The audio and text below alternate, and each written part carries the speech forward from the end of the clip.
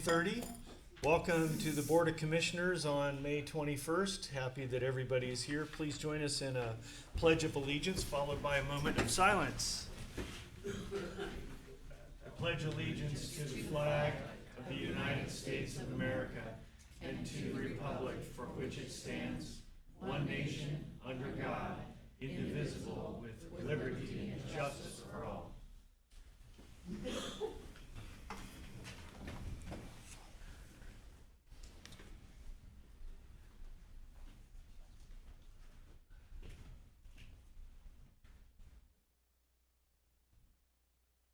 Thank you.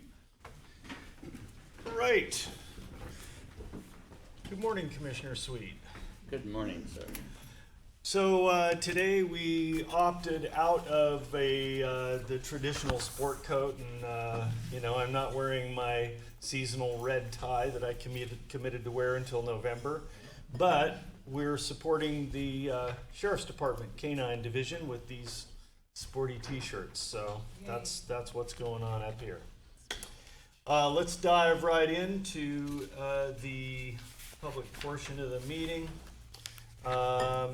First up, we have a couple of budget things concurrent with our BOC meeting, so this wasn't of your primary interest. Just bear with us as we plow through these. 3A, Coos County Library Service District Budget Hearing. We have to adjourn. Recess. Oh, we have to adjourn and reopen. We have to recess. Okay, so we're gonna recess the BOC meeting at this time, and then we are going to now reopen budget hearings for a variety of budgets here.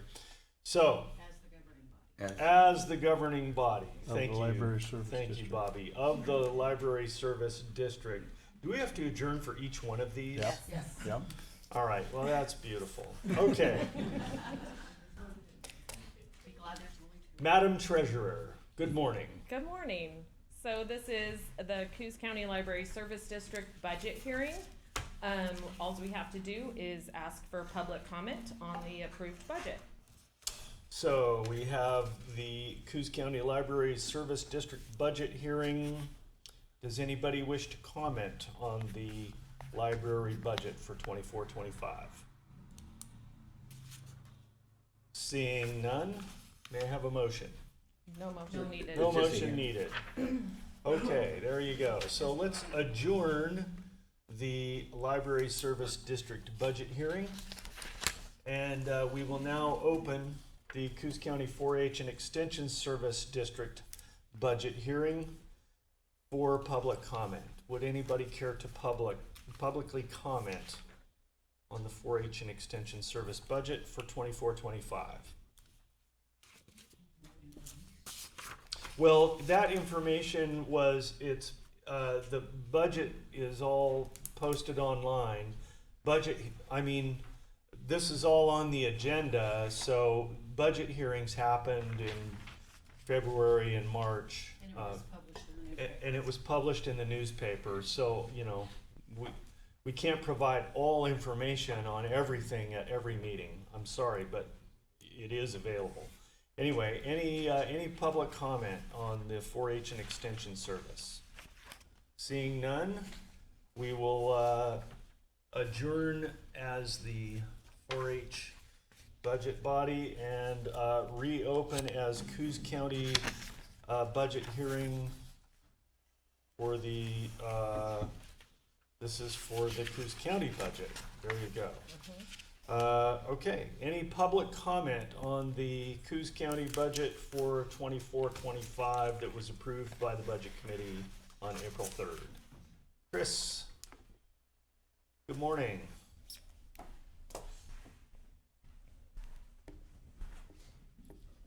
Good morning. Chris Castleman from Coos County. I love that shirt, Chris. That is hilarious. It says no lives matter. Sharks don't care. Anyways. I had a few notes from the budget meetings. It's small stuff, but I know that the budget, I believe the number is a $280,000 deficit, even with the levy passing. So I tried to look through and find that $280,000. That's in the general fund deficit. Yep. There was $187,000, I believe, for code enforcement in the forestry budget, and I know the forestry budget isn't in the general fund, but if that wasn't in the forestry budget, then they could put more back into the general fund. So that was one thing I pulled out. Also in the forestry budget, there was $52,000 that was earmarked for OSP for law enforcement, and I know we had a discussion that the number would remain 52,000, but Bob and I agreed that it should go to the sheriff's office and not OSP. So I would just hope that that is followed through with. Coos Health and Wellness, there was talk of them paying for a $4,500 Oregon Buys membership that's paid for the whole county, and it would be beneficial to have that come out of the health and wellness budget instead of wherever it comes out now. I believe miscellaneous or something. The probation office or department had $63,000 earmarked for the Reedsport jail. I would hope if the levy passes that would be paid to our sheriff's office and we'd be housing probation detainees in our Yeah, I don't jail think now. there's any continuing need for Reedsport if we're able to keep ours open, that's correct. Right. And It would then, depend on How full we, how full we Yeah. are and how quickly we are able to hire enough people for the third pod. okay, And if we don't, then we lose. If we don't provide enough space, we lose money from the state that flows through community corrections. I know it's more complicated than this, but if a citizen sees that there's beds available in the jail right now and we're sending someone to Reedsport, that's confusing. But I know it's not that simple. Then two more things with Coos Health and Wellness. There was $40,000 for snacks for homeless people who are hangry. When they go to their behavioral health meetings or whatever, they said they've been buying candy bars and things to settle them down. I didn't think that was really appropriate, especially $40,000 a year in snacks is like $800 a week in Snickers bars or something. That's wild to me. I think that should be pulled out. And then $67,000 a year for the Coal Bank Village pallet homes. I believe that's for renting 3 pallet homes to have them available for Coos Health and Wellness patients. I've talked to the board at the Devereaux Center, and they told me that those pallet homes cost $10,000 to build. So renting them for a little over $22,000 a year for something that costs $10,000 to build is a little crazy to me. And then I have issues with the Devereaux Center itself. It's largely for counseling services, which go along with the rental of the property. It's not just property rent. I've I heard think that's that, been brought but I up several haven't times. seen that. Yeah, I don't. Is that I'm right, not Nick? aware of counseling services that the Devereaux Center offers. I don't think they have any mental health Coos Health and specialists. Wellness. Weigh in. Yeah, it's for, this is Mike Rowley, Director of Coos Health and Wellness. It also includes not only the rental of the property, but food and security, and they have people on site for services and to call us. So it's kind of a wraparound service, not just a building for someone to sit in. right, If, Right, that if was we our- could have that broken down, I mean, like what the, if 22,000 is going for one pallet home or one resident, whatever you wanna call it, have that broken down, like what does that $22,000 cover? How much of that is rent? How much of that is food? I would imagine these people have food stamps, so, what that entails would be helpful to help people understand it. 'Cause right now, as far as I understand it, it's pretty much just rent. right. So your questions are well placed, but again, I think it would be worthwhile to reiterate that regardless, those funds from health and wellness cannot be used to really help anything with the general fund. We find, creative ways that we can. For instance, one thing that you referenced was the Buy Oregon contract. that is a way that we can functionally transfer greater efficiency, therefore savings, therefore money, to non-CHW departments through the benefit of access to that program. But you know, in terms of this pallet housing issue, there's really not an operative way to make that happen. So that doesn't disqualify the points of your question, and you know, but it does refresh that we can't just take money from health and wellness and move it into the general fund, because there are still a lot of people who complain that we don't do that, who complain that we fund health and wellness, but they lack the understanding that that isn't coming from county resources directly, that's coming from state and federal grant programs. So anyway, thank you for that. No, and I understand the difference. Yeah, I know you do.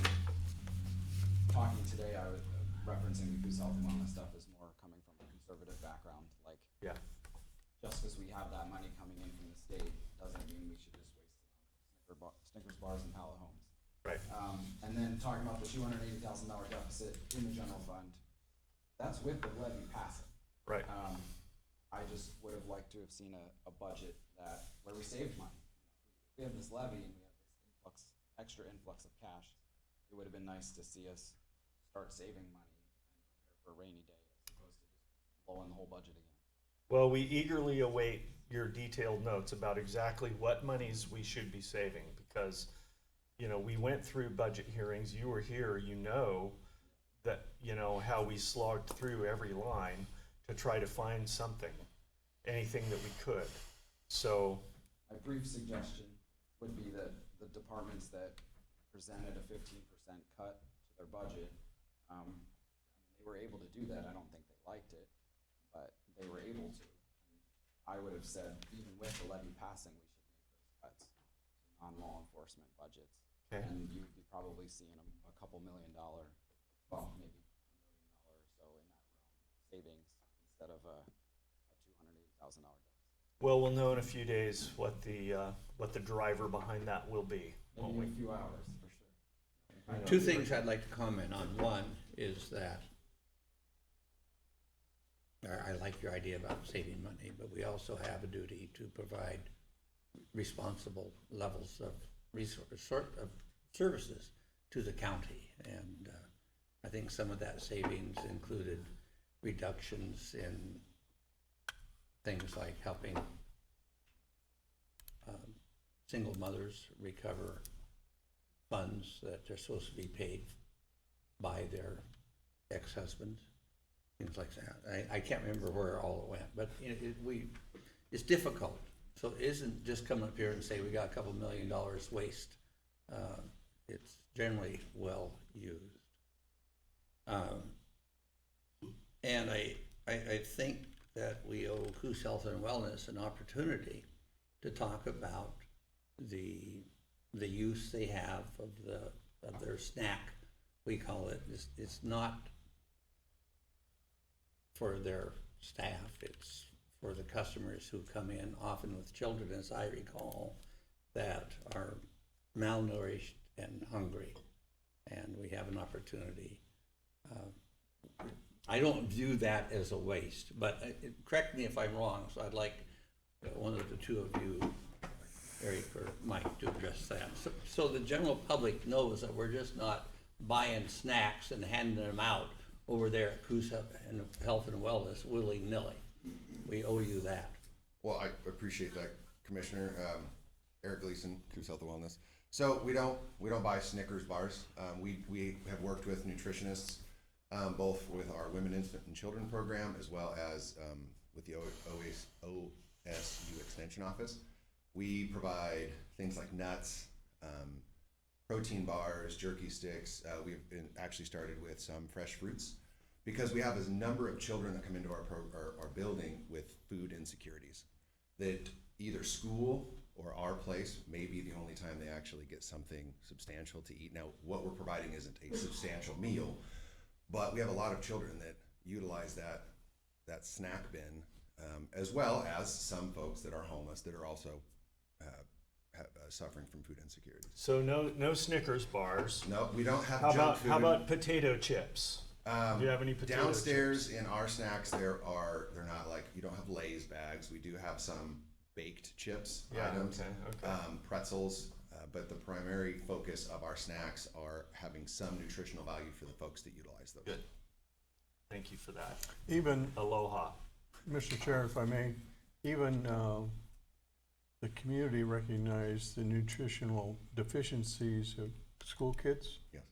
And the schools provide the meals during the week, but during the weekends, they had nothing, so Rotary stepped in with this Operation Backpack program and quietly, through the school, quietly put foodstuffs in backpacks for at-risk kids who had nothing to eat on the weekends.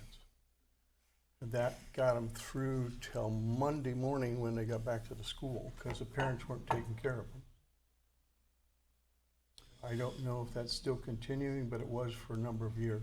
Sure it is. I think it is. Okay. I don't know if I'm 100% sure, but I know that, Yeah. those are programs that are in our. And that's there's not a the only huge- program that we There's a have. huge need to, and to me, okay, if you're an adult or whatever, but kids can't fend for themselves, generally.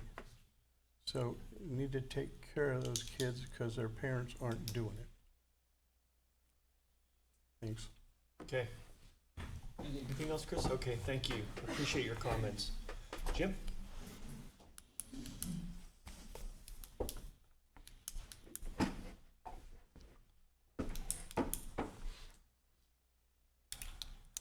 Morning, Jim Bennett, Bandon.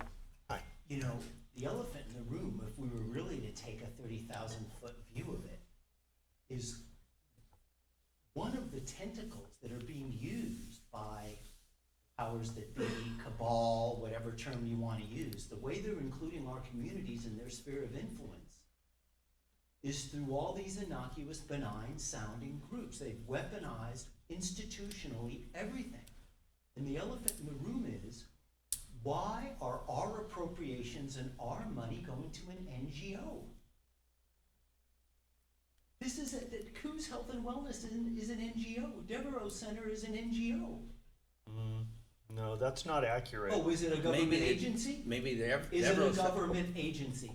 Yes. Coos Health Coos and Health and Wellness Wellness is. certainly is. Yeah. Mm-hmm. I don't know where you Why? had the idea otherwise. That's Devereaux ridiculous. Center? Devereaux Well, Center, no. no. But Coos Health and Wellness, absolutely, Jim. Why are these groups getting more appropriations and getting more money? And why are they getting doled out more money than our county? And the other thing I'd like to know is what percentage of the people that you're catering to come from Coos County? What percentage of the people that we're catering to come from Coos County? Yeah, so that's a question to be considered, but it's not I mean, it's pretty ancillary to what the discussion is right now, which is the Coos County budget here. You think it's ancillary to the budget, Rod? Well, Well, let's put it this way. Most of the people that you're catering to don't come from Coos County, right? Wrong, I would guess. I bet you if I do a FOIA, I bet you it's mostly. They come as imported much as people. you have come from Coos County, I'll bet you. I bet you most of them don't. well, And the priorities and the damage come from hitching our wagon to Salem just goes on and on right. and on. And we sound like it's, you know, parting the seas to unhitch from Association of Oregon Counties and everything, but it's really not that huge of a deal. AOC doesn't have anything to do with I health and understand, but wellness. it's just another instrument that's being used that's forfeiting the sovereignty of our community to Salem. And there's so many tentacles around us. That's why we are where we are. And Okay. I bet you money that most of the people that we're catering to don't come from Coos. They're being imported here as Okay. another instrument of societal sabotage. They got a lot of them. All right, thank you. Talking about going on and on. Anybody else comments on the budget for 24-25? Okay, seeing none, we will adjourn that budget committee hearing or budget hearing and resume from recess in the regular BOC meeting. Thank you, Madam Treasurer, for your help with that. So stepping right up to 4A, contract with Bravely Incorporated Health and Wellness. Misters Good morning. Rowley and Gleason, good morning. Again. So I'd like to start off with the comment that we are not asking for funding. The understanding is we have funds, we're asking to spend, right? Exactly. Yeah, I think there was a little misinterpretation in the last meeting that you guys were giving us money, and that's not the case. Well, that's an ongoing misinterpretation. It's a misunderstanding that I hear with great regularity. And I'd like to just say, I think I speak for all of us here, that we really appreciate your sensitivity to that, and also the ways that you try to reach out to assist with the general fund in whatever ways we can contrive from the boundaries that are set before us. So thank you for that. So how about this contract with Bravely? We are looking to contract with Bravely, which is a management coaching company that will perform one-on-one coaching for our management staff. Okay. And this is a year contract with them. I move we approve the contract with Bravely Incorporated and authorize Department Head Mike Rowley to DocuSign. And a second? Okay, motion and a second. Any discussion? I have some discussion. I really am thankful that you're doing this. So often, when people come up through the ranks and assume eventually a leadership job, they're very good technically at doing the work they do, but there's a big transition from that to leadership and management. And with the amount of people you have, I think this is a really good move. Not saying your management skills aren't good, they're good, but we want them to be good and we want them to be better. So thank you for doing this. Does this Bravely training, does this incorporate the element of proactive pronoun usage in support of the agenda that is behind that? Do you know if that happens at all? I can't say that was something that would come up as far as their training exercises. Most of this is just to build your ability to be a manager and how to manage difficult situations, difficult staff members. Right. There wasn't any conversations about pronoun or trainings. It was more just how you individually work with your staff, but that wasn't something that was part of their training regimen as far as I'm understanding. Okay, just for future reference, as long as I'm on this board, I would like to see anything that you're entering into like this to be devoid of those kinds of elements. So, any other discussion? Like the objective case versus the subjective case of a pronoun, or what are you talking about? Which one to use? Yeah, okay. Any discussion in the room? All right, seeing none, all in favor? Aye. 4B, PH Clinical Manager Job Description. Yes, so this is a update of our public health clinical manager job description. There is no pay grade or compensation change. It's mainly changing the title from a nurse to a manager, so it's not confusing to our nurses, as well as the working title from supervisor to manager. Okay, very good. Motion? I move we approve the revised job description for the public health clinical clinic manager position effective immediately. Second. Motion and a second, any discussion? Any discussion in the room? Seeing none, all in favor? Aye. 4C. Thank you very Thank you. much, gentlemen, have a great day. Roads Department contract for electrical repairs on the Glen Aiken Creek Road, milepost 0.9 landslide. Good morning, Mr. Slater, how are you today? I'm good. Good. How are you? Great, thanks. So we recently requested electrical quotes on Glen Aiken Creek Road at milepost 0.9. We had a landslide out there 2 winters ago, trying to repair some damage that happened to an adjoining property owner. So we requested quotes from 3 electrical contractors. M4 Electric out of Myrtle Point was the lowest quote at $20,020. We'd like to request the board's approval to award the contract to M4 with the not to exceed amount of $25,000 and authorize myself to sign the contract upon council's review and approval. Okay, motion? I move we approve awarding the contract to M4 Electric for electrical repairs on Glen Aiken Creek Road at milepost .9 landslide in the amount not to exceed $25,000 and authorize roadmaster to sign the contract upon council's review and approval. Second. Motion and a second, any discussion? And will we ever be done with this?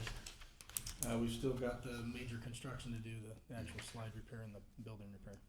So there's an old saying that the low bidder is the guy wondering what he forgot about. And I'm looking at these numbers and I'm seeing a non-response for an update, but the previous quote of 52,000, 47,000, Yep. and the one we're awarding is for 20,000. Yep. How did John save over half? Do you know? Well, I had that discussion with him, and one of the ways is he has his own equipment in-house to do the excavation work and the brush clearing, whereas both of the others were gonna use subcontractors to do that. And Marca, their subcontractor, was pretty expensive, just for that brushing and ditching. Reese Electric was gonna use directional drilling to install the conduit instead of trenching, and that's way more money. So Okay. that was the main differences. Good to have those understandings, and glad to see a small local company, not that Reese isn't local also, but M4 is obviously a smaller company just getting started. Great to see them succeeding at winning bids like this. That's great. Creative stuff. Any comment in the room on this? Seeing none, all in favor? Aye. 4D, requesting approval to purchase a diesel tank canopy. Yeah, so this is part of a bigger project. We're replacing our diesel tank, pumps, canopy, and all the appurtenances that go with it over at the road department facilities for our own use with our own equipment. So we need to purchase a canopy to cover what will be an above ground diesel tank when we're done. We've already purchased the tank. We just need to purchase the canopy over the top, and then the designer, PBS, will be able to complete the designs for the entire project, and we can get going with the actual construction of removing or decommissioning the tank that we have that's underground, and then putting in the above ground tank and all the other parts and pieces that go with it. One of the key ones being this canopy. So we request that the board approve purchase of the diesel tank canopy from Mascot Equipment at $77,570.10. We did request quotes from multiple companies. You'll see there, we had, I think, we had four companies. Mascot was the low quoter on that. You didn't ask M4 to bid on that? No. Just a little joke there. All right. Have a motion. I move we approve purchase of a diesel tank canopy from Mascot Equipment for $77,570.10. Second. Motion and a second. Any discussion? What does this canopy construction consist of? If you've seen our fuel tank islands that we have right now, there's, a cover over the top of the fuel tank. Yeah, is this- Fabric? What's that? Fabric? It's all metal, all steel. Steel posts, steel Yeah, all beams, steel steel roof? roofing, I yeah. mean, The entire structure will be steel. It's gonna be mounted around and over the top of our new above-ground tank, Yeah, I got that. to help protect it during the weather, bad weather, of course, and protect it from. There's sides, What's that? just a canopy, like a Just a roof, hay there's no covered like sides. that looking thing. Yeah, no sides. $75 a square foot, huh? They're not cheap. Holy mackerel. Yeah, if you look at the quotes, I mean, the most expensive was up to Yeah. almost 120,000 Yep, I see that. for a comparable building, so. It includes lights. Yeah, and this includes Some labor. installation, this isn't just purchasing the building. And It's lights? actually installed. Mhm. Yep, I think it does include lights, yeah. yeah, $22.50 for lights. Oh, yeah, right, Yeah. I see, yeah. Okay. Any other discussion? Any discussion in the room? Seeing none, all in favor? Aye. I see the state got in there too with their added tax. Thank you, Paul. Okay, forestry award of timber sales. Just heads up while Glance is coming, late item 6A is gonna go right after this for efficiency of personnel. Good morning, Master Forester. Good morning, last morning, Coos County Forester. Timber sale was held May 8th, 2024 pursuant to advertisements which appeared in the World newspaper dated April 23rd and 30th, 2024. Three of the four sales which were offered received bids. Results are attached. Sales which did not receive bids will be open for 30 days at the minimum stated price in the Okay. And we're looking to, the request for us to award and sign the attached timber sale contracts to the high bidder. Do I have a motion? I move that we sign the attached timber sale contracts to the high bidder. Okay, second? Motion and a second. Any discussion? All three were Roseburg. Yep. market's not really nice right now. It's down. Mm-hmm. Lucky to sell what we did, I think. I think there's better in the future. Okay. Any other discussion? So these run from 465 roughly to almost 570. I can remember when we didn't sell any, best offer we had was about 150. So, not too bad. Better than a poke in the eye with a sharp stick. No discussion in the room? Yep. Jim? This gentleman is down. You can come. We're open to discussion.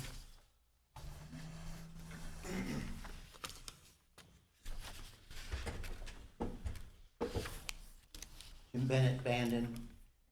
So it's a steep learning curve. I'm trying to teach myself about this whole dynamic with who owns the land. A lot of it speaks to the Indisposed Land Oregon Admission Act from the 1800s that very clearly spells out what the state is allowed to own and what they're not allowed to own. I think there could be a very legitimate pathway in that regard. Also, all of this is more consensus stuff. I do believe the stakeholders and everything that are involved in these. This is what we're talking about here, Jim. I'm sorry, but we're talking about timber sales off of the county forest timberlands Okay, to private timber companies by the county. We're not Okay. talking about state lands. okay. But I know that a very hot topic that could transform Coos County's fiscal health has to do with the state land. True. So I know it's a little bit ancillary, but I think there's a few different pathways. Really more True. federal land than state land, but Maybe you'd like to, And- maybe you'd like to do that on public comment later on. Okay, I'll do that, but I think that this is a viable pathway to reclaim what should belong to the county. you have no disagreement on this board. Okay. Right, any other comment in the room? Seeing none, all in favor? Aye. Aye. And, late item agenda. No, got another one. Oh yeah, we got another one, we'll do that one. Okay, 4F, we can do that first. That's fine. Reclassification. Yes, Lance. Oh, got it. Okay. Paul Waddington has been working for us for 3 years as forestry field foreman For an extended period of time, Cole has been performing duties beyond his current position description and at a higher level of responsibility. In addition, Cole has taken on the duties of county land agent. The only compensation he has received this year for land agent work is 44 hours of overtime earned while working on Fridays, with no compensation for the 320 hours he has worked. He's had to work into his regular work schedule this fiscal year. Request the board approve reclassification promotion of Cole Waddington to Forest Operations Foreman because the duties and level of responsibility of position more closely align with the task he is already performing for the forestry department. This change was budgeted into the 23-24 budget. So, Mr. Chair, move to approve reclassification promotion of Cole Waddington to Forest Operations Foreman, pay grade 424, step 4, effective 5/1/24. Second? Motion and a second, any discussion? I'll just comment. Just a comment that, oh, you go ahead. I was just gonna comment that in my brief time here at the county, I've observed Cole to be bright and efficient and effective and leaves no stone unturned in the interest of protecting the interests of the taxpayers of Coos County. I Yep. appreciate him. He's a very loyal worker. Yep. Mm-hmm. I'm pleased we're able to do this. He's doing a great job. Yep. Okay. Aye. Any other discussion? Any discussion in the room? Aye. Seeing none, all in favor? Aye. Okay, now late agenda item 6A, the listing of the Autumn Lane property. Mr. Morgan? Okay, the Autumn Lane property, account number 53500, approximately 5.20 acres, had previously been authorized for sale. Has determined the listing for sale through the realtor of our record. Considered property should move forward at a price of $235,000. Motion? I move we approve listing the Autumn Lane property at $235,000 and authorize the county forester to sign the listing agreement subject to council approval. A second? Motion and a second, any discussion? Any discussion in the room? Yes, Phil?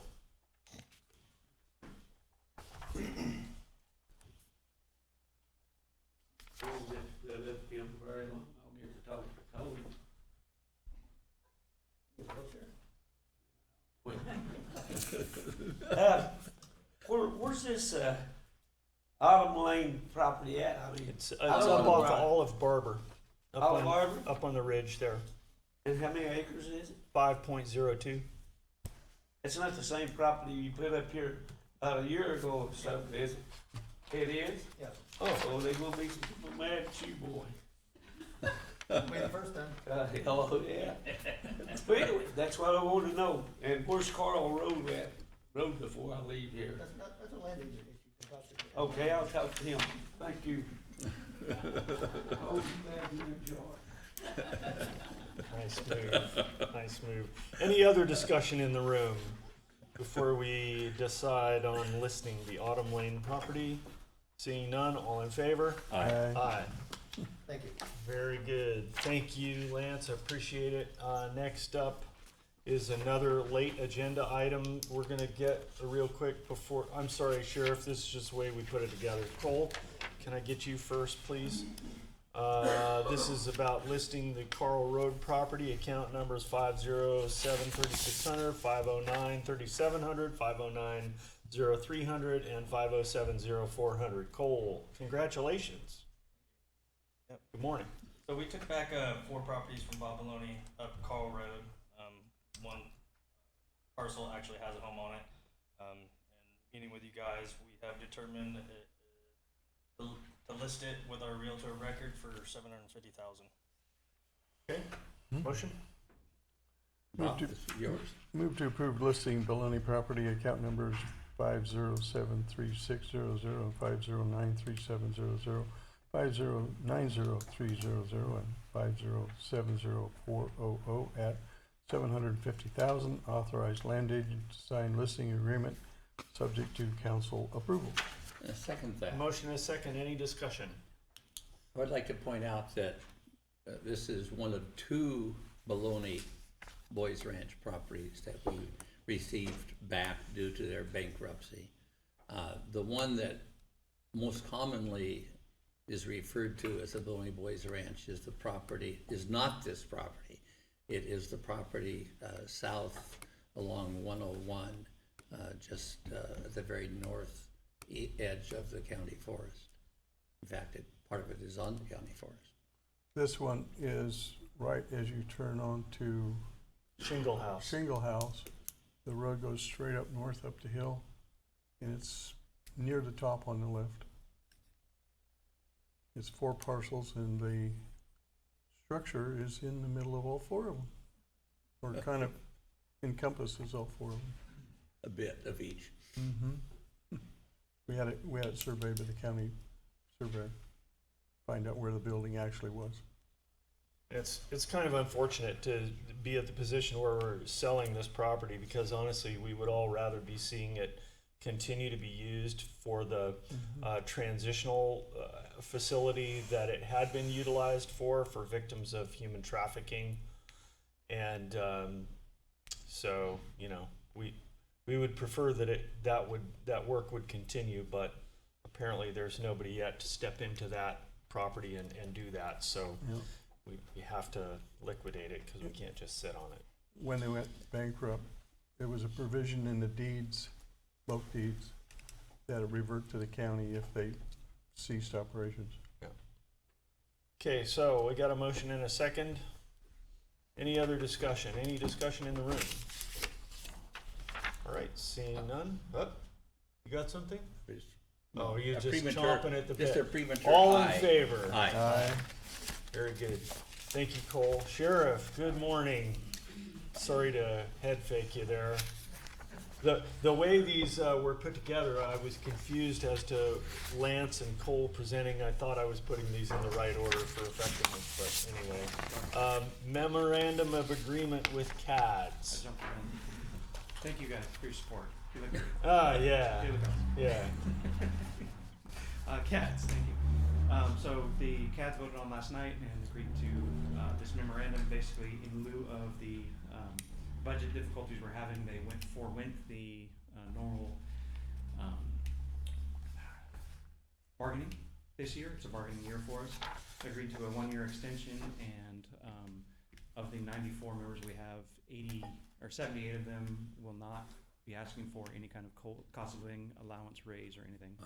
This does include 16 that did not get any last year, but a reduced amount, 6%. So it's cheaper than going bargaining. So just asking the board to go ahead and approve and ratify and sign which I have here, by the way. I have the signed copy from CADS. They last night got done. Okay, Mr. Chair, move to approve MOU with CADS for a 1-year extension on the current collective bargaining agreement, CBA, effective July 1, 2024, and authorized chair to sign. Second. Motion and a second. Any discussion? Any discussion in the room? Did you say sheriff sign or chair? Chair. Chair. Just making Chair. sure. No discussion in the room. All in favor? Aye. Payment of the CCSO fuel bill. So a bit of a fluke. Normally we've been coming and requesting no more, not to exceed 20,000. This year it actually exceeded 20,000. A lot of that actually was due to training costs. We got all of our contracts up to speed on marine finally. Been a goal for a long time. Okay. Move to approve spending authority not to exceed 30,000 in order to pay the Coos County Sheriff's Office fuel bill for the month of May. Second. Motion and a second. Any discussion? Any in the room? Seeing none, all in favor? Aye. All right. Thank you, Sheriff. All right. Have a great day. Thank you, John. All Thank you, right, Sheriff. appreciate it. Maintenance Department, declaring equipment, supplies, and a Ford van as surplus and approve to auction. Good morning, Kyla. How are you today? Good morning. Good. How about yourself? Very well, thanks. I'm gonna get all the stuff down. Okay, so with the potential sale of the Harris Building, we had a whole bunch of equipment that was donated along with the sale of the actual building. Yep. We don't have storage. We've looked at a couple different options. Been trying to find a way to kind of keep some of this equipment. I think we're out of options, so we're looking at listing these for sale through the public surplus auction site. It's about 8 pieces of equipment. We've got about 5 racks of lumber, and then we also have a Ford van, which was our old custodian van. Okay. Got a motion? I move that we declare equipment, supplies, and vans as surplus and approve to auction through a public auction. And this would relate to material that came with the Harris building that we purchased for maintenance. Yep. And decided not to do that, I guess. I'm waiting for him to end. Thought he was gonna do it 3 times. It was the extended Second. motion. Yeah. All right, motion is second. Any discussion? Any discussion in the room?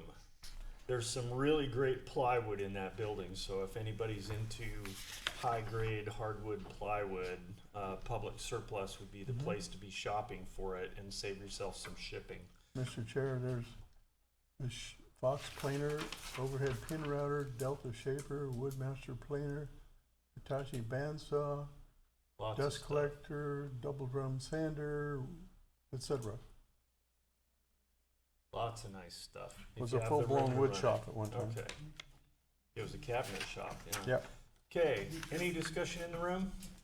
Seeing none, all in favor? Aye. Aye. Thank you very much, Kyla. Thank you. Have a great day, IT. Request approval to purchase switches. We got some outdated switches in there. Good morning, Commissioners. Good morning, Darius.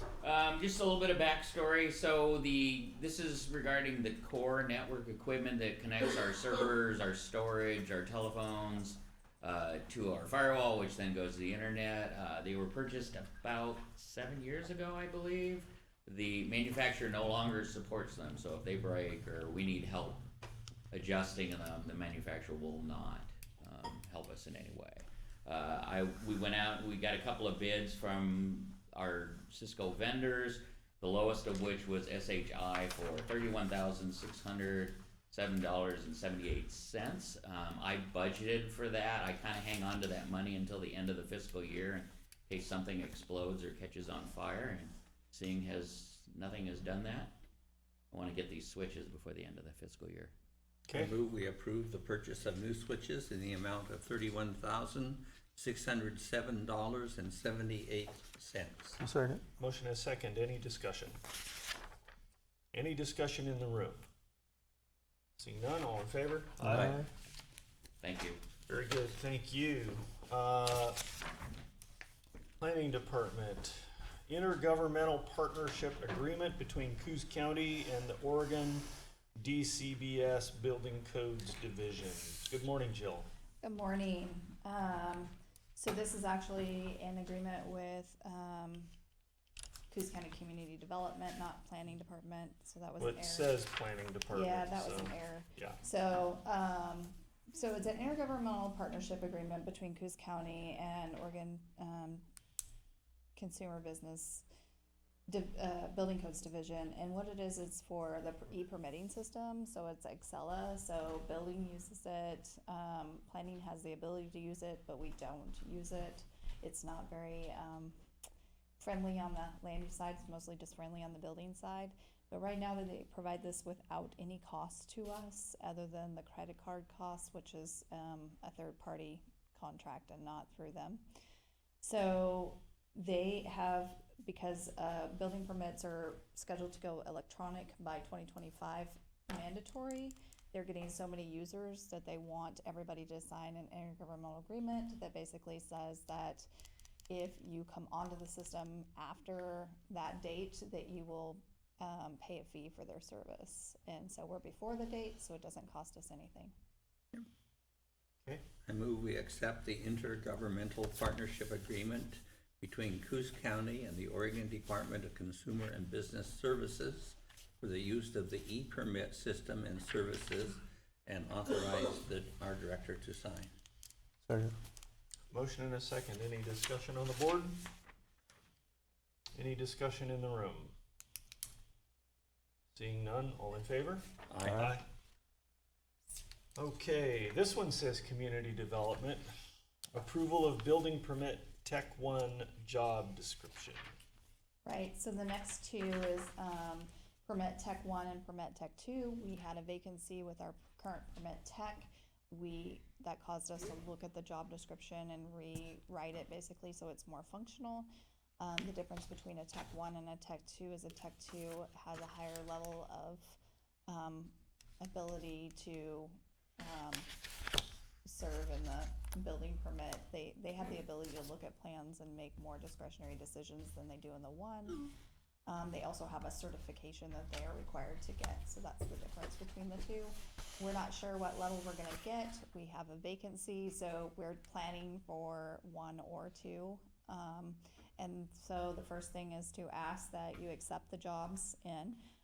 The AFSCME union has reviewed both descriptions and didn't have an issue with them. And then, once you accept them in, we would like to post and fill for that position, either at a 1 or a 2, depending on what level of experience we get. Okay, all right. We're gonna take these one at a time. Right now, this one is regarding the permit tech 1 job description. Do I have a motion? I move we approve the job description for building permit tech 1 position and approve posting and filling the position. Okay, second. Motion and a second. Any discussion on the board? Any discussion in the room? Richard? Did you want to apply? Actually, no. Okay.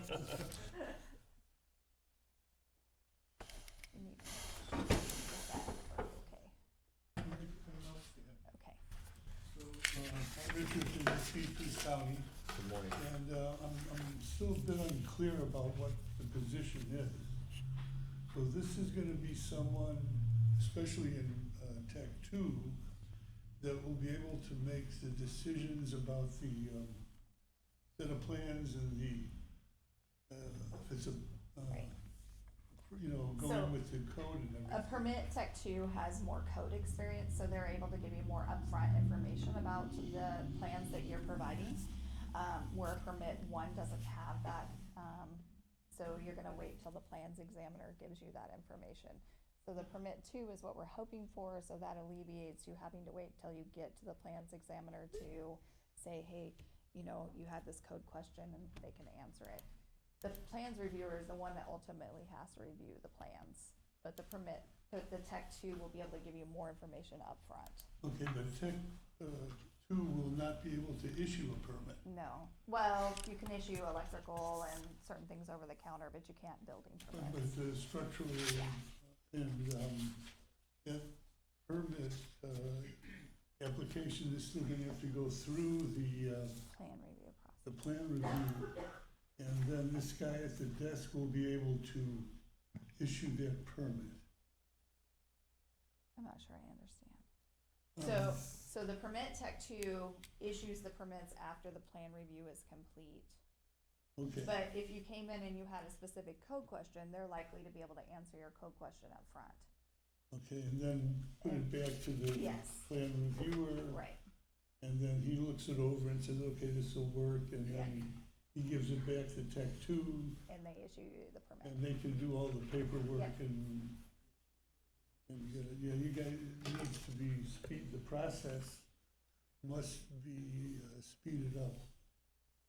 So in order to speed the process up, we're hoping to get a permit tech 2, somebody that can do like that intake, review it, and say, hey, I caught on your plans that you're missing this, rather than waiting for the Okay. plan reviewer to do the full plan review. Okay, just to throw something out, I was a builder for a lot of years. I'm still doing some design work.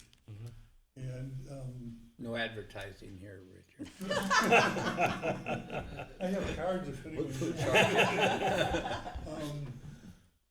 I've been finding on several projects I've just did the design work on that I'm feeling that the planning department is making it more difficult and time consuming for us to get permits. The planning department or the building department? I guess it's the building Okay. department. Yeah. Who's under the planning department rules or? So it's community development is the entire umbrella. Okay. And within community development, there's planning, building, and enforcement. Okay, anyway, So- for several years now, I've had projects to get really stretched out and delayed by the process of getting the permit. And I feel it's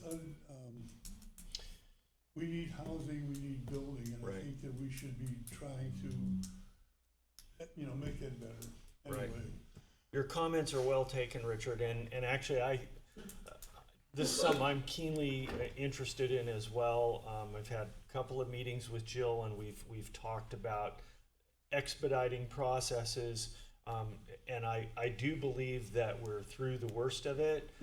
There was a period there when things were running pretty slow, admittedly. We've got a lot of obstacles out of the way now, and in fact there's going to be new I would say liberties coming down the pike very shortly. Okay, very good. In July we'll be able to start permitting ADUs in unincorporated areas of the county. So that's going to be a huge impact on housing availability, and the expediting of permit processes is something that we're focusing on. The quickest, shortest route to yes, that's what we're interested in. Okay, cool. Yeah. And the other thing has nothing to do with us, but some of the building code, things added to the building code are way over the top, and someone at another level of government needs to start. I'm designing something from Camp Myrtlewood, if you know where that is. Okay, it had to be engineered for 100-mile-an-hour wind. That's ridiculous. Completely. Yeah. Yeah. All right. Thank Anyway, you. Thank you. 100-mile-an-hour winds. They've obviously never seen that sight. Okay, any other discussion in the room? Yeah, Chris.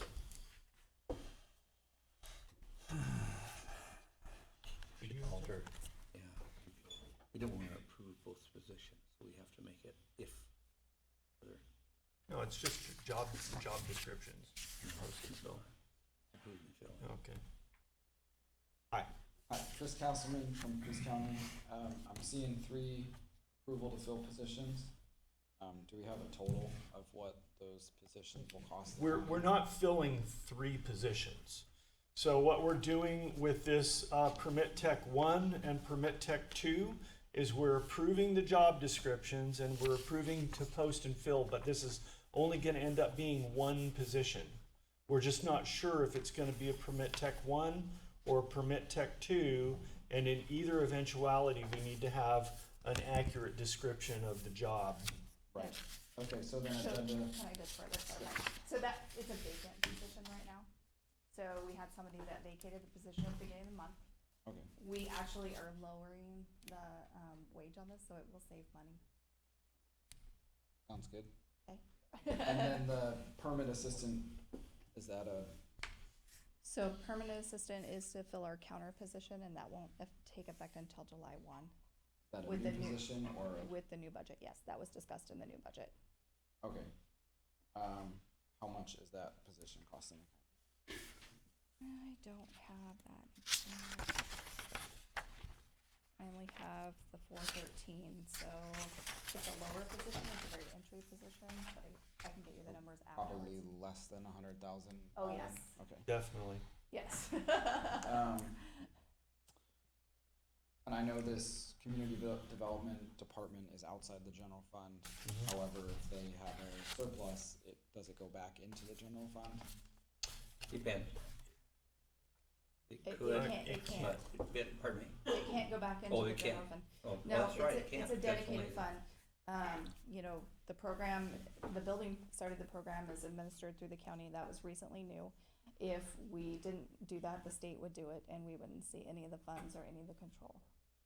Okay, so it does not affect the general fund whatsoever? No, other than the money that comes from the, to employ the general fund people that work on payroll and stuff.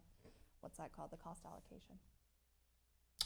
And in addition, any ways that community development can find to circumnavigate the regulations that are in front of us in order to enhance and help the general fund, they do in the same way that health and wellness does. So, that's indirect, but, we take what we can find. Appreciate it. All right, thank you. Any other discussion in the room? I think to make our motion motion's absolutely correct. We ought to approve filling the position, subject to not finding a permit tech two. I would almost suggest that you do Applicant. two different motions, that you do one to adopt the job description into the job descriptions, and then do the one about filling. So let's do 3 separate motions. How about if we have a vote on the job description 1, the job description 2, and then a third motion on filling either 1 or 2, depending on what we find. How I about that? would amend my motion then to eliminate approving filling the position. So all we'll be doing is approving the job description. For the permit tech 1. Second on the amendment. Okay, I have motion is second. Any discussion on amending the job description for permit tech 1? Seeing none, all in favor? Aye. Okay, 4L, approval We of have to building approve permit tech 2 job description, and we're only talking about the job description right now for permit tech 2. Do I have a motion? Move to I don't approve. think we've approved the What? motion. I don't think you understood what I said. I was talking about dealing with the job description here, and then the job description here, and then we'll have a motion to hire I either one understand of that, these. but to be absolutely correct, we just approved the motion, the amendment, which was to eliminate from the motion filling the Tech 1 position. So now we've approved the amendment, we really need to approve the motion, which is simply to have a new job description for Tech 1. Okay, well, I didn't understand that's what you were saying, so my vote was actually not for just that, but that amendment. So Move to approve job description for building permit tech 1 position, approve posting and filling. very good. Second. All right. Any Aye. other discussion on that? All in favor? Aye. Okay. Approval of building permit tech 2 job description. Move to approve job description, building permit tech 2 position, approve posting and filling for that Second. position. Okay, motion and a second. Any other discussion? Nope. All Aye. in favor? Aye. Aye. Okay. Okay. Now, we did not approve the option of filling Tech 1, but we did on Tech 2. So, let's have, can we have an unnoticed motion? To fill one or the other? Just either. Okay, I may move I we have that? approve. Oops, where am I? Move to approve job description, permit assistant position, either position 1 or position 2, and post and fill. Okay, Second. okay. And We that have would, a little I should, redundancy in I there, should but amend that's that okay. for the 24-25 budget year. No, Nope. that's current vacant. The Okay. next Yeah. one is. I'm on, Okay, so Oh, wait, I'm motion on and a 4M. second to optionally fill Tech 1 or Tech 2. Any discussion? All in favor? Aye. Okay, now approval of permit assistant job description. Jill, take it Okay. away again. So we budgeted for a permit assistant to fill our counter position so that we can open our counter back up. So this position, we need to accept that position and then open and fill as of July 1st. Very good. okay. Move we approve the job description for the permit assistant position and approve posting and filling the position after July 1, 2024. Second. Okay, any discussion on the board? I think we have enough. Any discussion in the room? All in favor? Aye. Aye. Thank you, guys. Very good. Thank you, Jill. Appreciate Jill. your tenacity there. Sometimes it's required. HR, approval of HR policy. Good morning, Caroline. Good Okay. morning. All right, So Senate Bill 1515 makes some changes to Paid Leave Oregon and also some changes to the Oregon Family Leave Act. And this is request board approve the attached HR policy that addresses the change in the way the county tracks FEMLA-OFLA usage as mandated by Senate Bill 1515. And this would be effective July 1, 2024. Okay. Move to approve HR policy effective July 1, 24. Board chair to sign. Second. Any discussion on the board? Nope. Any discussion in the room? Seeing none, all in favor? Aye. Okay, thank you, Caroline. Thank you. This is the BOC department discussion regarding code enforcement ordinance modifications. Commissioner Maine. Yes, during our discussion with road boundaries, we've had 3 of those so far. At the last meeting at the Oaks Pavilion, we terminated that whole new ordinance thing.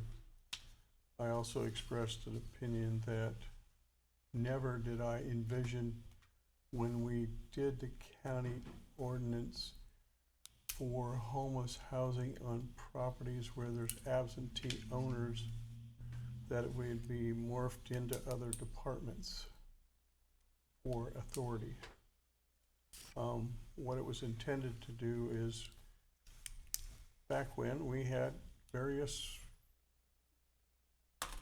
owners, including one bank from Florida, where planning department sent letter after letter after letter of in violation of allowing X amount, a whole bunch of folks living on properties.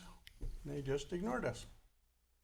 Finally, I just said enough of this, and we developed an ordinance and had a code compliance officer and a judge that was hired, and had the authority for the judge to enact a fine of up to $1,000 a day to get that bank and other folks' attention that we don't want 15 or 20 or X amount of folks living there with no sanitary conditions, water, etc., and causing all the neighbors grief while the neighbors are paying their property taxes and keeping up their properties, and all of a sudden they got an eyesore right in the middle of them.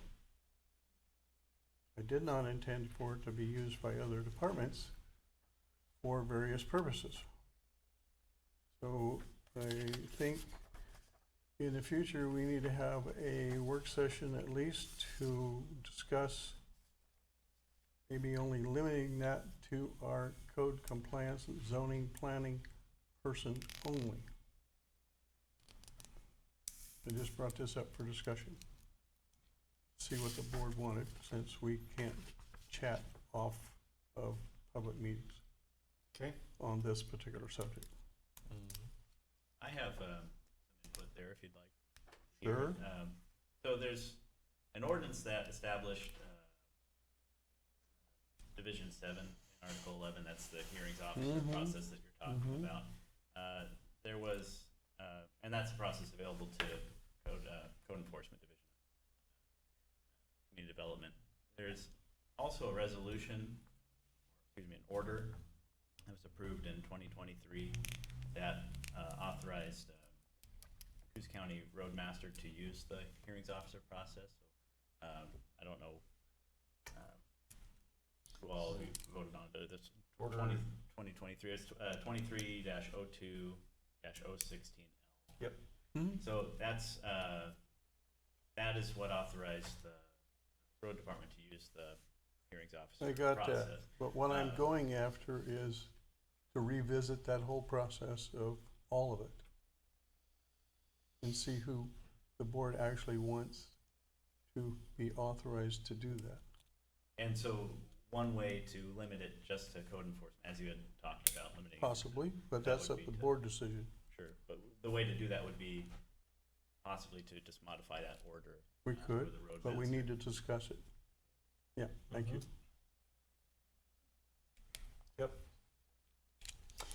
would this include a complete discussion of where the hearings officer might be a good replacement for minor infractions rather than going through the court system? Yeah, I mean, I think that's the one advantage of having an administrative process is to tackle those sorts of complaints. To follow up on my idea, if we were to modify the order that authorized the roadmaster to use the hearings officer, if you were to take that away, there would still be the process of going through the circuit court. There's Right. Division 1 of Article 11 that could be used as but that's a much more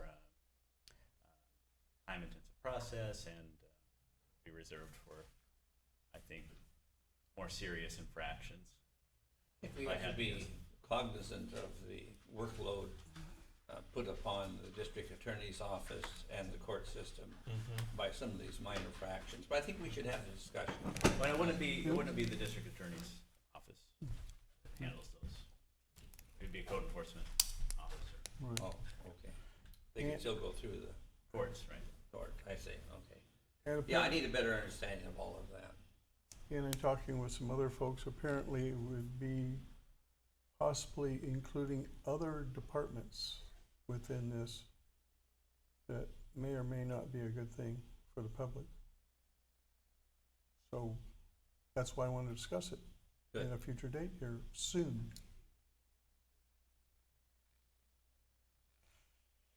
Okay, just for discussion, and we need to set a work session at some point.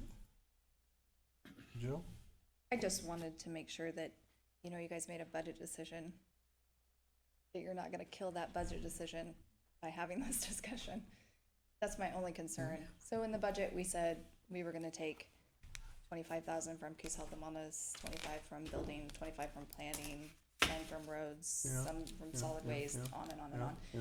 And I just wanna make sure that you're aware.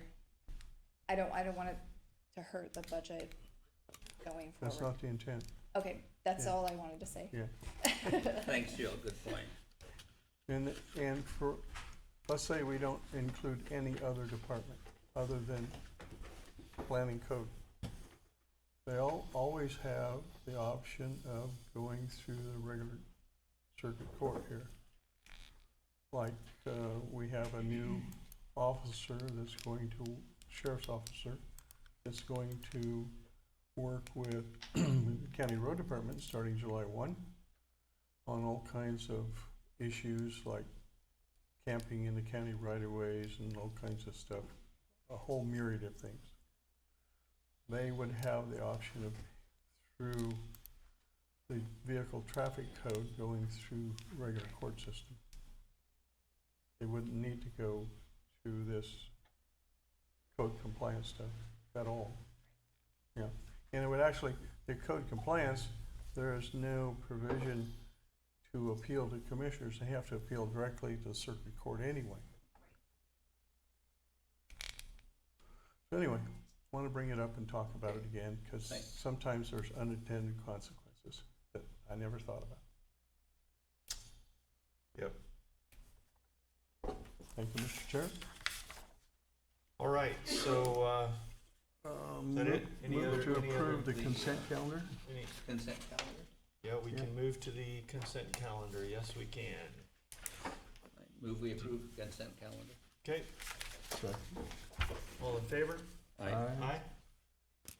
And, get to, commissioner comments. Mr. Chair, I attended a fundraiser at the Myrtle Point Gun Club for the Coquille Trap Club. And if I could, I would impose on the sheriff to come talk about it a little bit. He was doing all of the cooking for that event. They had a lot of people out there. I don't think anybody got food poisoning. Good deal. This is the third year, it's actually the third year that the club has existed. Where's it at? It's the Coquille High School Club. They shoot Okay. down in Myrtle Point at the trap club down there. My daughter's on it. So we're pretty heavily participative in it. We have solicited donations from the community, which has been incredibly supportive. And once a year we do a auction, a silent auction, and dinner where I cook the steaks on a big grill, and everybody comes through. Commissioner Main came out and checked it out. Yeah, it was fun to watch the adults as well as the youth do the trap shooting. And That's right. yeah, some of those kids are really amazing. Yeah, my kid made it to the final round. Somebody else won the gun, but By 1 point. by one shot. No Yeah, kidding. 1 point. Yeah, Almost me. they are really good at trap shooting. It's a fun community event for sure. A lot of really happy people out there, very supportive. So And people don't know, or maybe they do, that many years ago, most of the schools all had competition, 22 shooting and trap shooting, all kinds of stuff in the schools, and that's almost all faded away now. it's too bad. Yep. But it was a good time, nice sunny day and all, and Yes, everybody had fun, and kids were really enjoying themselves. absolutely. It's a good outlet for them. Bunch of good kids on there. Really Yeah. good kids. Very good.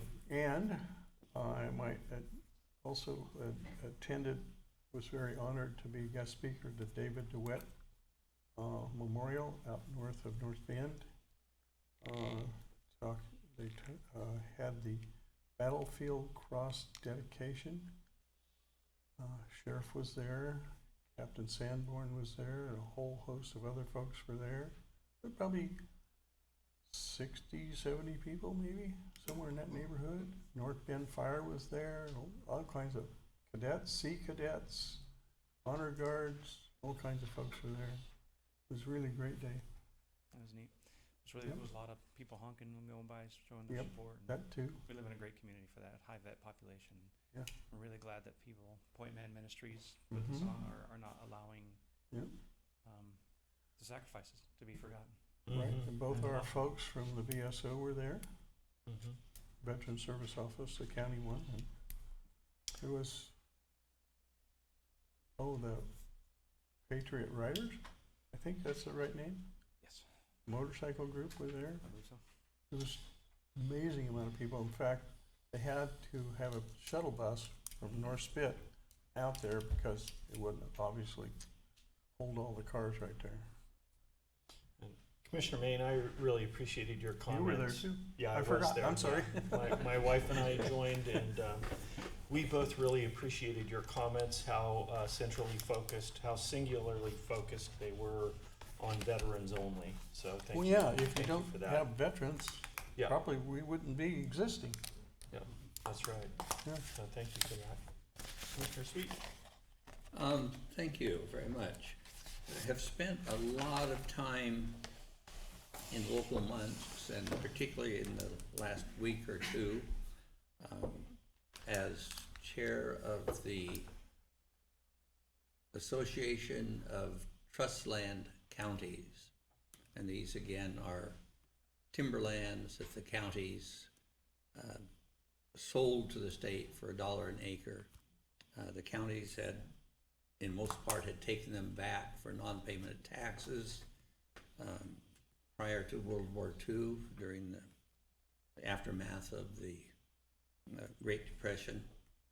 I think Bob would remember that. Most of us, rest of us don't. Or I do a little bit. I had 1 year of it.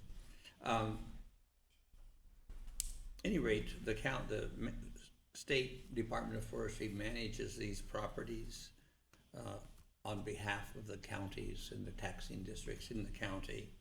The idea originally was that there would be a high level of harvest, and that those ODF would take a 33% cut of the harvest revenues and distribute the rest to the counties. Over the years, ODF in the state have consistently emphasized less and less harvest.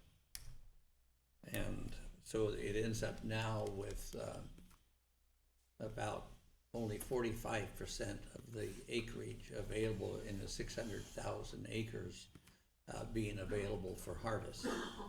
And this latest cut has reduced harvest by about 22% over more recent, or the recent past. We've been unsuccessful in getting the new management plan changed so that there would not be a reduction in harvest.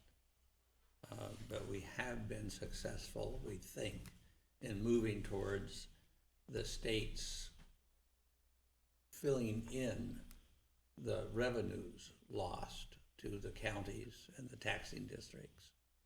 Doesn't help with the jobs. That's the bad part. But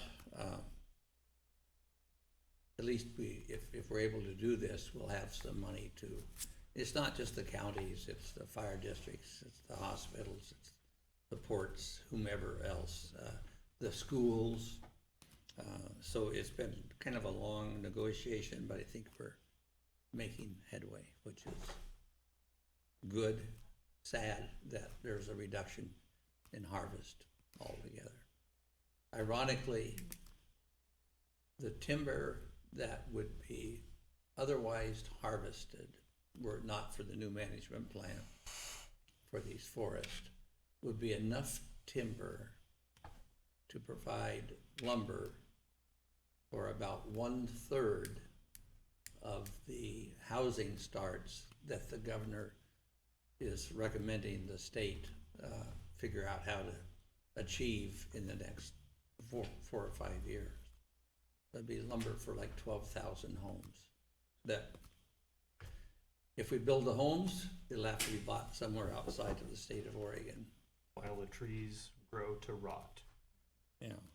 So, at any rate, it's been a frustrating several years watching this plan develop. But hopefully we'll be able to at least make the local taxing districts whole. Financially speaking. That it? That was it, yeah. All Oh, right, well, no, I got something real more. I drove to California on Friday, took Friday off, and I took yesterday off. And I drove 10.5 hours from here to Burlingame, California. Jim, you know about where that is, I think, just south of where you're from. Got to visit my daughter and her husband and my grandchildren, not their children. I take possession of them. And went to one of the school events. They live in a community that's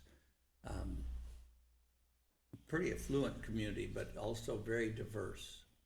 And the school to which where my grandchildren attend, once a year have this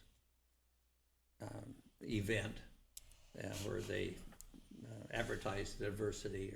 And there were 30 different countries represented there. Each country had its own table with its own food. It was delicious and it was fun. And it's just fun to see that many people getting along despite diverse backgrounds and working together like they do there. So it's a very rewarding experience. I enjoyed it. I'm not sure about the 10.5-hour trip each way. I got home last night very but weary. But anyway, good night's sleep. I'm fine. Thanks for indulging me. That story. All right. Yes, they always should see Grandpa. So we had the final iteration of the larger format work session on the structures in the county rights of way last Monday at the fairgrounds. It was not quite as well attended as the previous two had been. Thank goodness. But, well, actually, I do support the public involvement, and I appreciate the landowners who were concerned about this coming out, standing up for what they believe and what they see, what they perceive about the county's involvement in this rights of way discussion. And you know, the society, our society works better when people are involved and advocating for their own rights. And you know, this government body here, I think I can say with some authority that we're all concerned about people's individual property rights. And certainly in advancing this cause of enforcement about the county rights of way, it was never the intention of this body to impinge on anybody's property rights. The intention was to create a situation where the county roads are able to better be maintained. And it was honestly, it seems like it was a little bit of a swing and a miss on our part last year when we passed this order that was discussed earlier in the meeting, which we're going to have to go back and modify. But it was instructive to hear the input of all the people in the room. And when we did vote to rescind those actions and go back to the drawing board, there was pretty much, I think, universal satisfaction in the room. And so that's always a gratifying place to be at when you've got the approval and consent of the people. Then that's indicative that we're going the right direction, and that's the direction we want to go.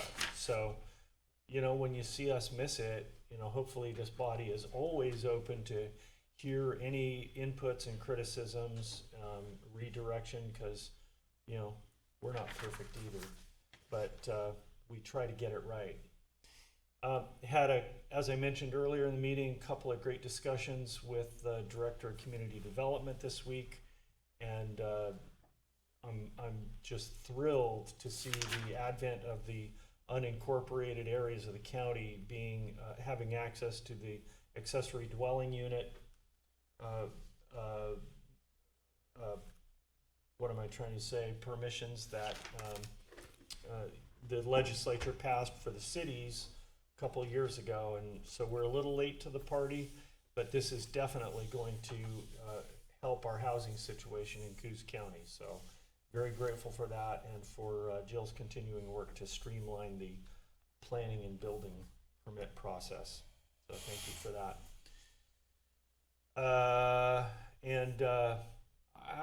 I wanted to touch on the DeWitt Memorial that we went to on Saturday as well. It was really great to see the heavy involvement of Point Man Ministries, the focus that they have on really ministering to the needs of these veterans that have come back, with various kinds of trauma, and having an opportunity to express those condolences, those losses, and those experiences in such a supportive environment is really neat. And so really appreciate all of their work and everybody who was involved in making that come to pass. And one more thing when you're done. Sure, yeah, go ahead. I think I'm done. Go ahead. I did get home early enough yesterday afternoon to attend a going away party for the manager of Bandon Dunes, a gentleman named Don Crow, who's been here for 7 years and seen it through significant growth, and he's been promoted to be in charge of the development of all of the golf facilities that Mr. Kaiser owns or is hoping to develop around the country. He was replaced. It's grown to the point that they have kind of a dual management team now, or top management, and two people who have been there in Bandon for a long time moved here to work for the golf course, have raised their families, have participated, coaching, in lots of other ways in the community. They have been advanced to the top two management positions, and so I thought it was really neat that they're promoting from within and promoting local people into these very, very important positions. And so that was a credit to the people that got promoted, and also a credit to the people that promoted them. Jeff Simons and Ken Nice are the two. That's it. Okay, all right. Ken's a good guy. All right, public comments. Phil Thompson passes. Dave Castle has left. Dave Crane.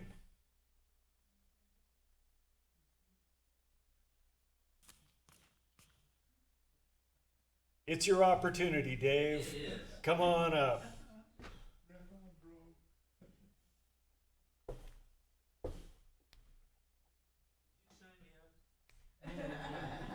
I don't know, it looks like you're writing. This meeting? I gave you a ride. Well, I always have things to say, but one thing I'm thinking of is the people like me that get up to speak from the audience, that we do our homework and know what we're talking about. And I certainly disagree with some of the people, but that's beside the thing. Not going to mention anything about that. So, but anyway, thank you all for working for the county. Thank you, Dave. Thank you, Dave. Jim Bennett.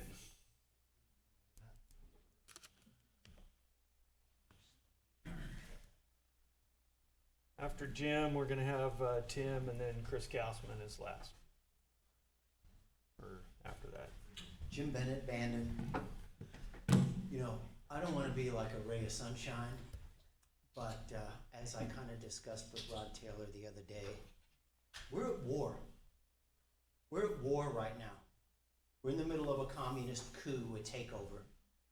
And just because there's nobody holding an AR on the corner or we don't see tanks in the streets doesn't mean that we're not at war. It's administrative war.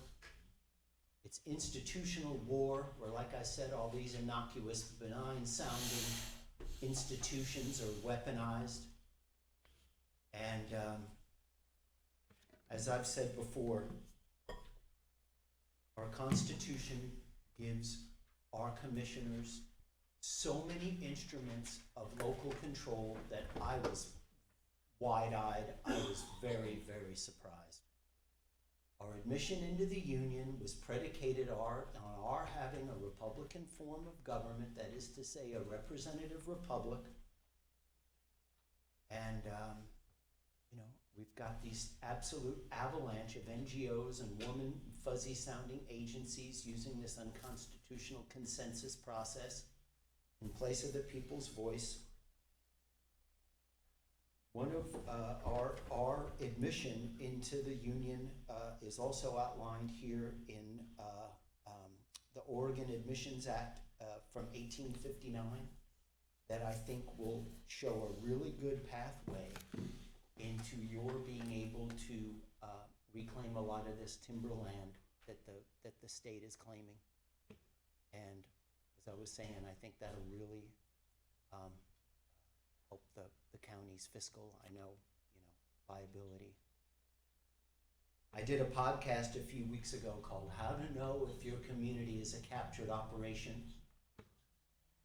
What Woke You Up on Rumble with James Bennett. And Coos Bay has, if they don't have all of the instruments that I outlined, the rest are in the works. Just search the transportation plan, another benign sounding term, and all the rest of them are in there.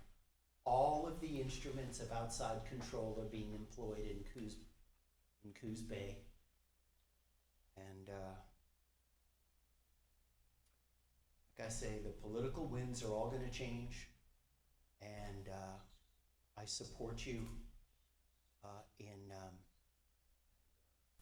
Colton. I support you in fulfilling your fiduciary obligation to the people of Coos County and not to Salem and these outside sources.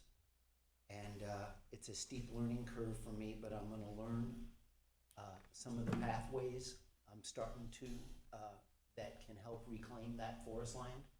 And I was asking if you'd meet with me so I can share some of them with you. You'd be willing to do that, right?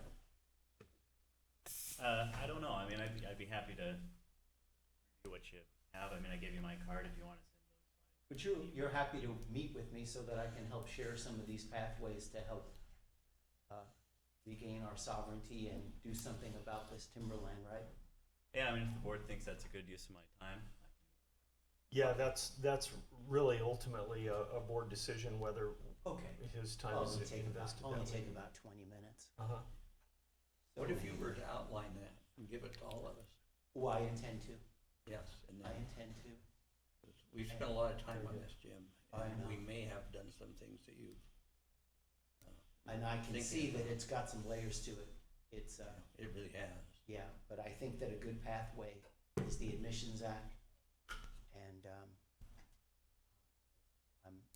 I know that it's a busy time for you, Bob, and I'm hoping that you'll get back to me and give me some input regarding the proclamation draft that I sent you. Mhm. And that's it. Well wishes to everybody. Thank Thank you. you, thank you. And thank you for your work about, regarding the ADUs. That's huge. Thank you, Jim. Tim Pierce wants to talk about the port. Chris is back here, you see him? Mhm. I think he said he left. No, I said Dave Castle left. That's only half of Castleman. Castleman, okay, last name. Good morning, Tim Pierce, Bandon, Oregon. I come here basically to talk about the port. Last time we were here, you guys signed off on a deal with the port. But you know, before I got into that, out of curiosity, does Coquille still have a port? Yeah. I haven't seen an ocean liner or a ship dock here lately. Why are they here? They got Well, too you big. have to Is ask his hands them. in other people's pockets again? I mean, it must be. Coquille's had a port and a port commission for a long time. And He said, well, maybe it's time they retired them. What are they shipping? Anyway, well, I'm going to get into the other thing here. You guys were talking about this container thing here at the Port of Coos Bay. Well, had any of you folks looked into why Portland doesn't have a container ship business anymore? I can tell you. You're dealing Oh, with... wait a minute. The governor just reauthorized more money for it, and they reinstituted it. It doesn't make any difference how much money. Let's just talk about the players. You got the port, you got the longshoremen, you got the Teamsters, and you got the electricians up in Portland. This is why the people that Evergreen moved on up to Tacoma. There was a big fight over who was going to plug shore power into the containers that required refrigeration or freezing. And it was a big fight between the Teamsters, the port, on and on and on, and that didn't make the container ship people very happy. But they had to one-up themselves with something a little different. Now you gotta remember, these are the same entities you're gonna be dealing with here. They decided that for a truck to come onto port property to pick up a container, they were required to have a longshoreman sit in the passenger seat, and the trucking company had to pay the longshoreman's wages. Rather clever, isn't it? But after a short time, they thought, this is rather dumb. We can have them pay for that longshoreman even though he's not in there. They were paying for a non-existent longshoreman sitting in the truck seat next to him. Evergreen and the other container people said, after a while, this is a folly. These people are crazy. And we're dealing with the same people here. The Port of Portland has control over here. They pretty much signed their power over to the port about 15, 20 years ago. And you're dealing with the longshoremen and all this other stuff. And I quite frankly think this is the way Portland's trying to sell Coos County their old cranes and stuff. I don't understand this. We do not need to have this here. Tim, the Port of Portland is back in business. They ended for a short period, and then the governor authorized more money, so they're back with the container facility in Portland. Yeah, and all this crazy is, I've been a long time since I've got the Oregonian. I used to subscribe to it, and then they even quit selling it at the newsstands down here, and that's the only way I was keeping abreast of it. But we're dealing with some people out here that got some pretty wild ideas on how to run a port, It's crazy. I don't know why Evergreen ever put up with it in the first place. It seems so unreliable to have somebody taking supposed to unload your ships, and then as they come up with all these wild ideas on who's going to plug the plug into the refrigeration unit. That's pretty crazy. Anyway, I really think we ought to not do that, because how are we going to afford it? You're gonna have to put Coos County into hock, everybody, you're gonna put a lien on everybody's house, you guys call a bond to pay for this? I'm trying to figure out who's gonna pay for all this? The container facility on the North Spit, is that what you're talking about? Yes, because we're talking about doing something here that's got horrendously expensive. I mean, we're talking about a major capital investment. Well, if you don't know, the Port of Coos Bay is requesting through the federal government for a multi-billion-dollar grant. So in other words, they're gonna do it with other people's money. All of ours, yes. And whether, do you have any idea, just out of curiosity, just totally different thing, how many businesses is the port choo-choo, as I call it, how many businesses do they actually transport lumber and timber products for? I don't know. Probably about 3. Don't know. I'd hate to think what we do, however, without Roseburg Forest Products, who ships most of their plywood out. Right. I'd hate to think what state we'd be in here without Southport Forest Products, who ships almost all their lumber out. I'd hate to think what we do without GMA Garnett, who ships out a lot of their product by rail, and a lot of it back in for recycling. We have a very small base here of people actually that are using the trains now. And one of the reasons why I point that out is the fact that no private enterprise will stay here. They can't make any money. That's not actually accurate, because GMA Garnett is obviously a private enterprise, and they're obviously making money. So is Southport, so is Roseburg Lumber. I don't understand it. You actually went right by. I mean, you were talking about how we could conceive to impose the cost of putting the port in on taxpayers in Coos County. Are we going to put a fee on homes, or what are we going to do? It was explained that there isn't any local money going to that, and we just cruised right by that. That's a significant point. So, you know, honestly, Tim, if you're gonna postulate things, you should make sure that you're working from a basis of accuracy. Well, I realize now that being I don't get the news in Portland like I used to, because it's so sporadic getting news down here. The newspaper, I don't like reading stuff on the computer or anything like that. That just makes me crazy. But I like print. And the Oregonian is very sporadic down here. Sometimes it's here, and sometimes I just quit buying it because, you know, sometimes you go there and it'd be there for a month or two, and then all of a sudden nobody delivered again. And I actually was a subscriber. They used to actually deliver to my house for decades. Okay.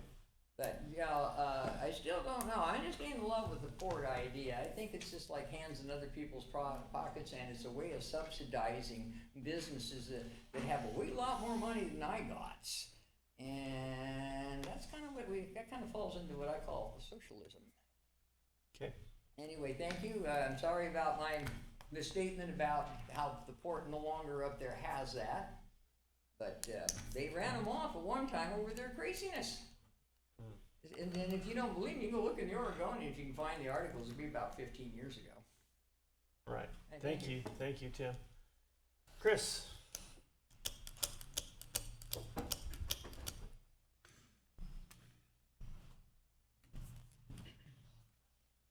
Chris Castleman from Coos County. Had a couple questions / maybe discussion. What are your thoughts on a ballot measure or an ordinance, or I don't know what you call it at the county level, a county code amendment, to set minimum standards for the jail and the DA's office for prosecuting attorneys? Like, for instance, what are your thoughts on Coos County saying that we are always, no matter what, going to fund, say, 150 jail beds and 10 prosecuting attorneys, like setting some standard, whether it's 100 jail beds or 150 jail beds, but saying that this is a priority for Coos County and we will never fund below that? Is that something you guys would be interested in? I wish we could, but we still have obligations to do assessments, property assessment, to vote, to record vital records. to administer the county. There comes a point when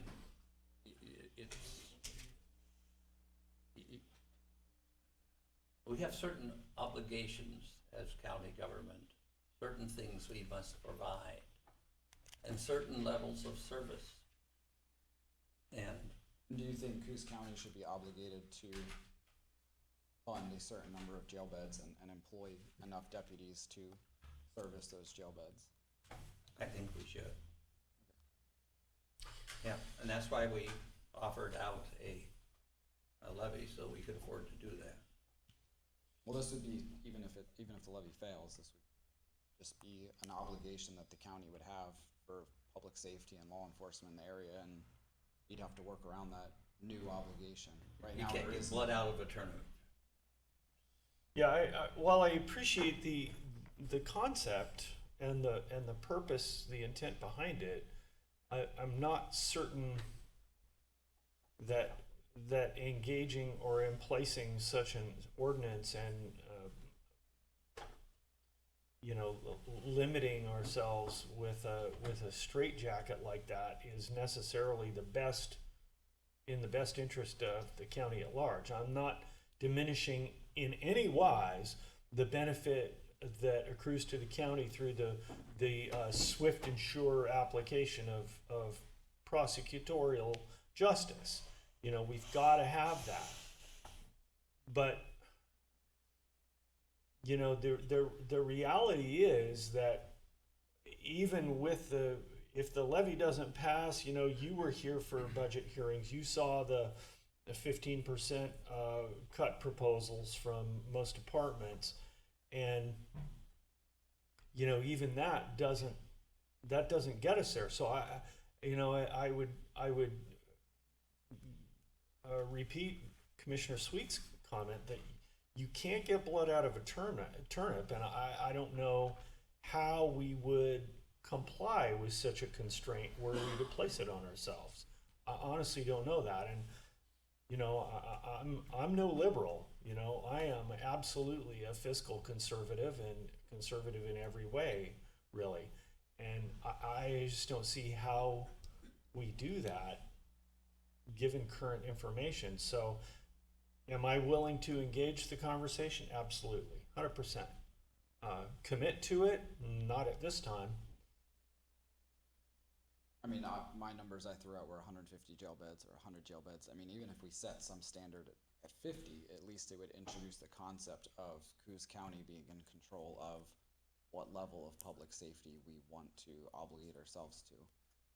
Right. But is that maybe an agenda item that could be placed for the next meeting, or? Well, that would be, I mean, we could introduce an agenda item could be introduced to engage that discussion in a formal setting. If there was an ordinance, a draft ordinance proposed, we could consider that and vote on it. But we're a long way from having a draft ordinance on something like that, because there are a lot of moving parts to deal with such a question, and I'm just not certain how prudent that would be, really. Well, I can help out by drafting something. I'm not a I'm lawyer, sure but I can help out with that, and I guess I'll follow up with you guys on that. Okay. The other question would be,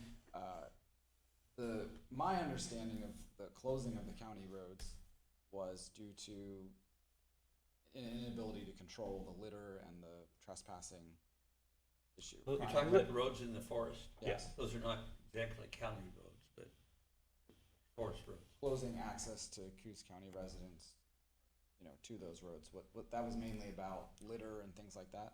And theft and